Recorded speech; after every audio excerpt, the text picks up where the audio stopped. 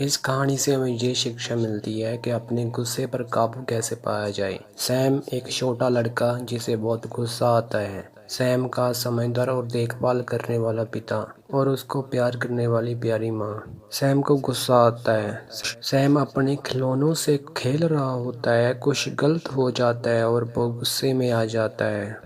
गुस्से में खिलौने फेंकने लगता है। ये बेकार चीज़ है, काम की नहीं है, मुझे इससे नफरत है। सैम शांति से बैठो, ये तो बस एक खिलौना है बेटा, सैम की माँ कहती है। सैम अभी भी गुस्से में, कुछ भी सही नहीं होता, सब कुछ हमेशा खराब होता है। माँ सिर हिलाते हुए कमरे से बाहर चली जाती है। पिता आते हैं जिन्हें सब कुछ सुना होता है। पिता शांत स्वभाव में, सैम इधर आओ, मुझे तुमसे कुछ बात करनी है। सैम चिढ़ते हुए, अब क्या मैंने कुछ गलत नहीं किया। सैम और पिता बाड़ के पास खड़े होते हैं। पिता के हाथ में किलो से भरा हुआ बैग और एक हथौड़ा होता है।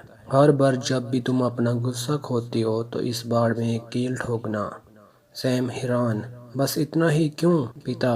बस मुझ पर भरोसा करो, जब भी तुम्हें गुस्सा आए आकर एक कील ठोक देना। सैम सैम ठीक है पिता। सैम को किलो का बैग और हथौड़ा पकड़ाते हुए अंदर चले जाते हैं। सैम बाढ़ की तरफ देखता है, थोड़ी उलझन में। दिन के बाद सैम कुछ गुस्से में और बाढ़ की तरफ किलो के बैग के साथ जाता है, अपने आप से बड़बड़ाते हुए, ये सब बेकार है लेकिन ठीक है, आज के लिए एक कील। सैम बड़ी मेहनत से बाढ़ में पहली कील ठोकता है। वह पीछे हटता है, अपने माथे से पसीना पोंछता है। गुस्से में, ये तो जितना सोचा था उससे ज़्यादा मुश्किल है। अगले कुछ दिनों में सैम लगातार बाढ़ में कीले ठोकता है। समय बीतता है और धीरे धीरे किलों की संख्या कम होने लगती है। एक दिन सैम बिना एक भी कील ठोके वापस आ जाता है, खुश होकर अंदर दौड़ते हुए।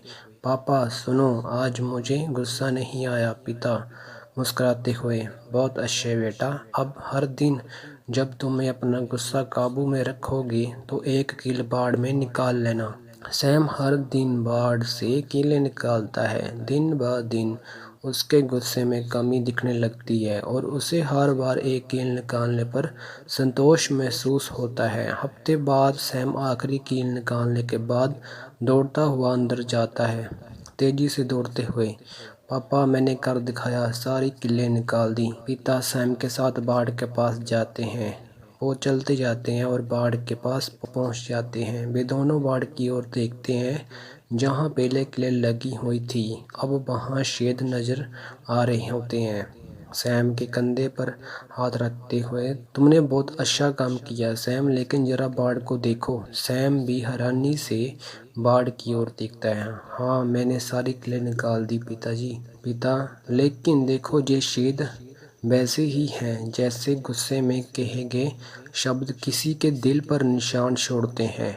तुम माफ़ी मांग सकते हो, चीज़ों को ठीक कर सकते हो, लेकिन ये निशान हमेशा रह जाते हैं, जैसे इस बाड़ में ये छेद। सैम धीरे से समझते हुए, तो इसका मतलब ये बाढ़ कभी पहले जैसी नहीं हो सकती, है ना? पिता, नहीं बेटा, और लोग भी वैसे ही होते हैं। गुस्से में कहे गए शब्द कभी भी गहरे गाब छोड़ जाते हैं। इसलिए हम अपने गुस्से पर काबू रखना चाहिए ताकि तुम उन लोगों को आहत ना कर सको जिनकी तुम्हें परवाह करते हो। सैम सोचते हुए सिर हिलाता है, अब मुझे समझ में आ गया पापा, मैं अब किसी को ऐसे चोट नहीं पहुंचाना चाहता।